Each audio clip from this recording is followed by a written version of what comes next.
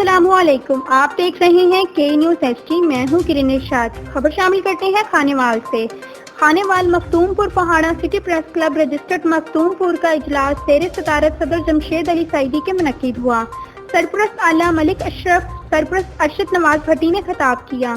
جمشید علی سعیدی نے کہا کہ الحمدللہ ہم متحد اور مضبوط ہیں، ہم نے ہمیشہ سچ کا ساتھ دیا ہے اور دیتے رہیں گے اور علاقے کے مسائل اجاگر کر کے انہیں حل کرواتے رہیں گے۔ ہمیشہ ہم نے مثبت صحافت کی ہے۔ سٹی پریس کلب رجسٹرڈ میں اکثر سینئر صحافی شامل ہیں اور ہمارے ممبران کی تعداد سب سے زیادہ ہے۔